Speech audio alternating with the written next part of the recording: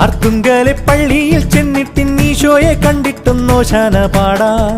അത്രത്തോളം മക്കളാം നമ്മളെ കർത്താവ് കാക്കുവാൻ കുർബാന കൂടാം. ആത്മാവിൻ വാതിൽ തുറക്കാം, അൾത്താരയ്ക്കുള്ളിൽ സ്തുതിക്കാം, അനുതാപമുള്ളിൽ നിറയ്ക്കാം, അവിടേക്കതെല്ലാം കൊടുക്കാം.